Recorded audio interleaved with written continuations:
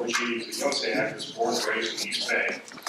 She's the program coordinator for the People's Kitchen Collective. This organization creates community meals to advance social justice. Laurel has been working in educational nonprofits since graduating from University of California, Santa Cruz in 2013.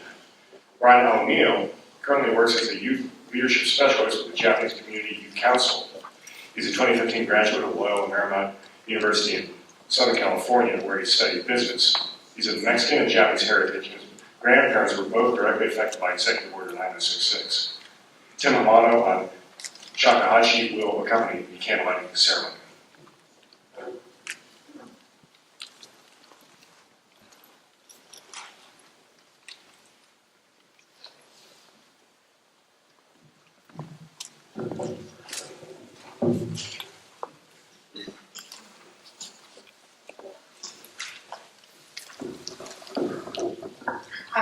As was mentioned earlier, 2018 marks the 30th anniversary of the passage of the Civil Liberties Act of 1988. This historic piece of legislation was the culmination of a decade-long struggle for redress and reparations waged by many groups and individuals within and outside of the Japanese American community. The bill provided a formal apology, monetary compensation to former incarcerees, and a public fund for projects focusing on incarceration, key demands of the redress and reparations campaign. Today's candlelighting ceremony pays tribute to organizations and allies who fought for redress in the 80s, and those who continue to fight for redress for Japanese Latin Americans. We also shine a light on organizations and individuals actively working to protect civil liberties, immigrant rights, and racial justice today, as we say, never again. Lighting the center candle are Stephanie Mizuhara and her 11-year-old son, Jaden. They are the daughter and grandson of Japanese-Peruvian internee Victoria Kato Mizuhara, who was a child when her family was taken from their home in Lima, Peru.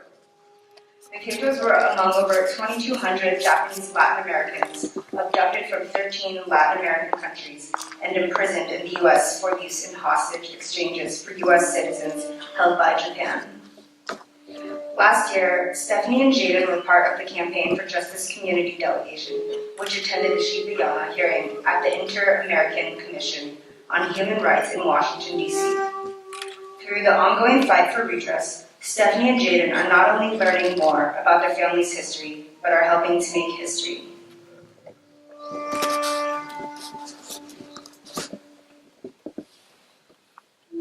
Lighting the candle in remembrance of the 10,046 Nikkei incarcerated at the Manzanar concentration camp in California is Haruka Radabush. Today, he represents the National Japanese American Citizens League and serves as secretary of the JACL in Northern California and Western Nevada Pacific District. The JACL was instrumental in the late 1970s in calling for the establishment of a study commission to investigate the justifications and remedies for Executive Order 9066. The JACL later played an influential role in lobbying and navigating the redress bill through Congress. Haruka moved to the U.S. from Tokyo at age 2 and grew up in the East Bay. He became involved with the community through the Nikkei Student Union at UC San Diego and later the San Francisco chapter of the JACL. Haruka co-founded the Nakayoshi Young Professionals Volunteer Organization and the New Generation Nikkei Fund, a statewide grant program that funds nonprofits and projects based in California's 3 remaining Japantowns.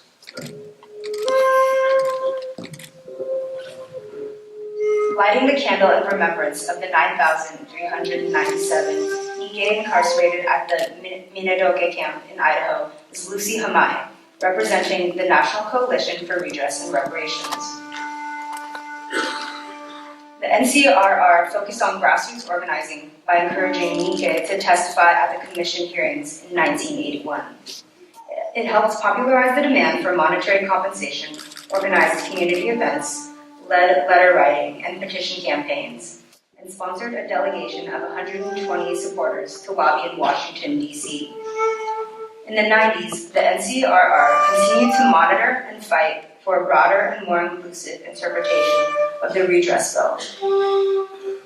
At the age of 4, Lucy and her family were forced from their home in San Francisco and sent to Tanforan Assembly Center, then Topaz, and finally Tule Lake Segregation Center. With an interest in education, Lucy organized some of the first teacher training workshops on the incarceration for East Bay teachers, and later replicated similar workshops in Fresno and Stockton. Lucy is a retired teacher and librarian assistant, and is currently an active member of the Berkeley Buddhist Temple.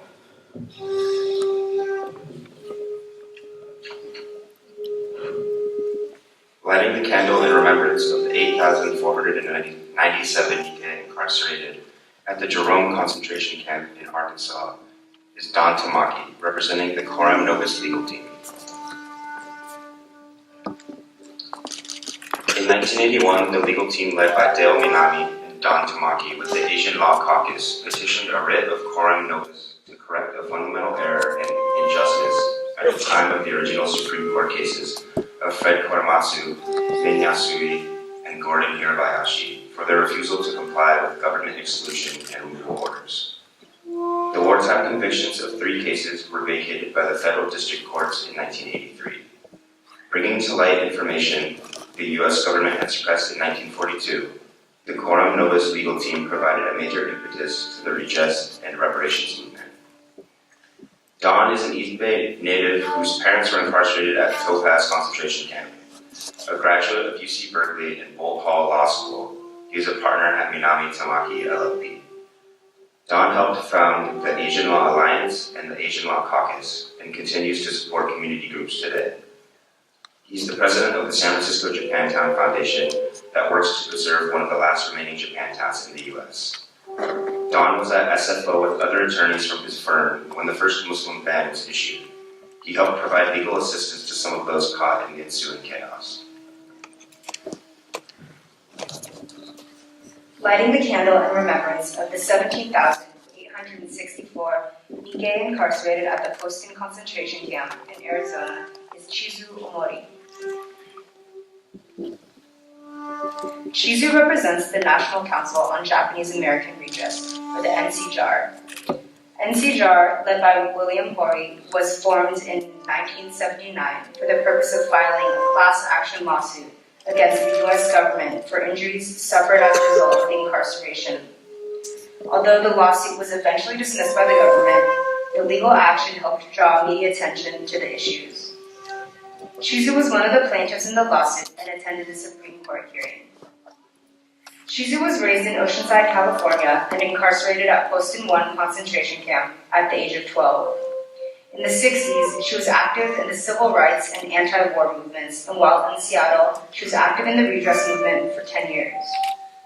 Now 87 years old, she is co-producer of the film Rabbit in the Moon, a columnist for the New Jersey Weekly, and a member of the Nikkei Sisters and the Tule Lake Committee.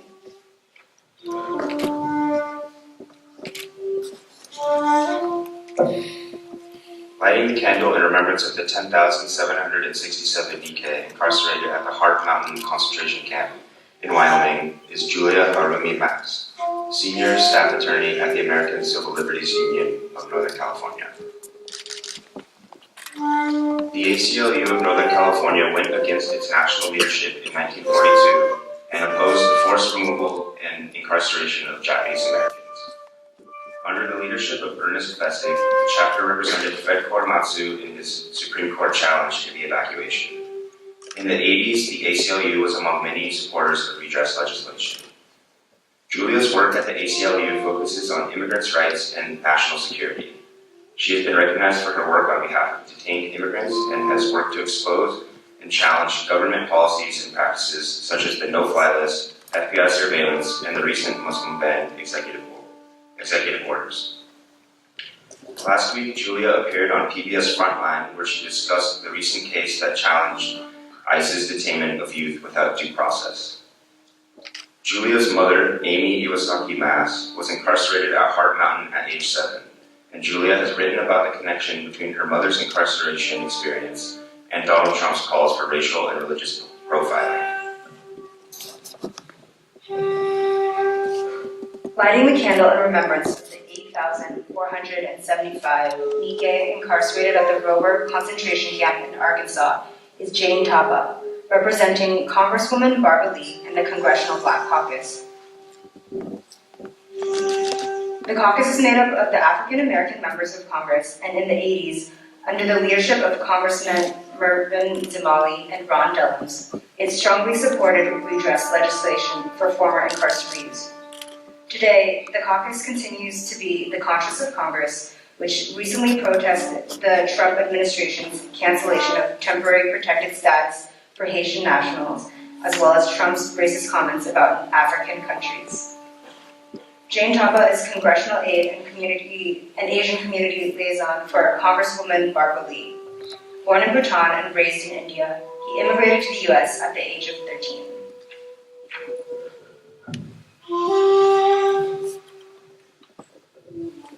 Lighting the candle in remembrance of 13,348 Nikkei incarcerated at the Gila River concentration camp in Arizona is Reverend Deborah Lee, Executive Director of the Interfaith Movement for Human Integrity. The Interfaith Movement has helped to build a network of 32 sanctuary congregations and leaders who respond to the real and increasing threat of detention and deportation of immigrant neighbors. The group's campaigns include drawing attention to the 250 detention centers across the country, inhumane conditions and violations of due process, and changing public opinion about deportation and immigration issues. Reverend Lee is a second-generation Chinese American whose family came to the United States in the 1960s. Her mother-in-law, Betty Yoriko Kikuchi, was incarcerated at Gila River concentration camp, not far from immigration detention centers operating today in the Arizona desert. She says, "Every day I am seeing the connection between Japanese American internment and Angel Island with immigration policies today, like detention centers, the Muslim ban, deportation policy, and efforts to limit all forms of immigration." Lighting the candle in remembrance of the 8,130 Nikkei incarcerated at the Topaz concentration camp in Utah is Tony Robles, tenant organizer and Filipino community activist. Displacement of communities is an issue Tony has written about and been actively involved in for many years. A native San Franciscan, his work is inspired by elders who fought for the International Hotel in San Francisco's Manila Town neighborhood. Tony is currently Housing Organizing Director at Senior and Disability Action and works to protect tenant rights through the Mission SRO Collaborative. He is also board president of the Manila Town Heritage Foundation, working to preserve Filipino history, advocate for equal access, and advance Filipino art and culture. An award-winning author poet, some of his publications include several children's books, Cool Don't Live Here No More, and Fingerprints of a Hunger Strike.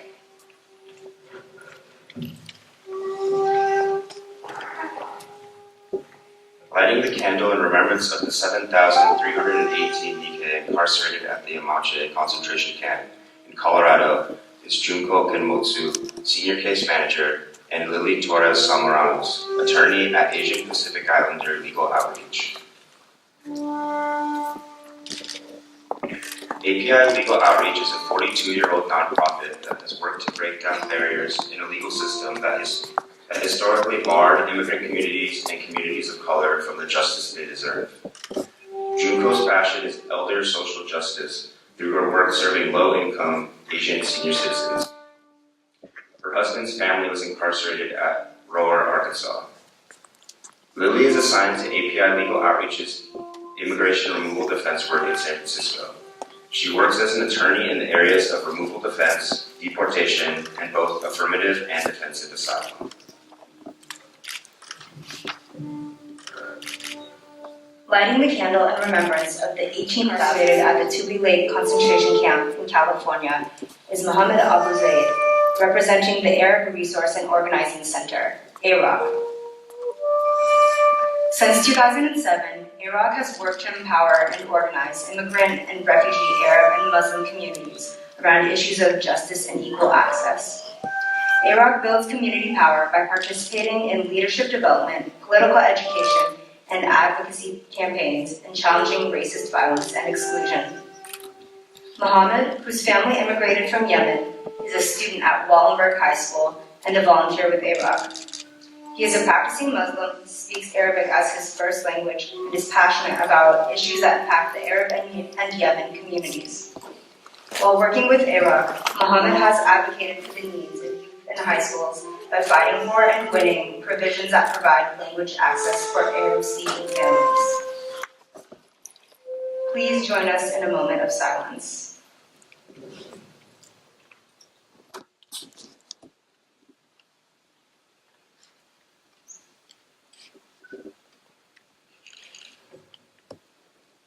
Thank you.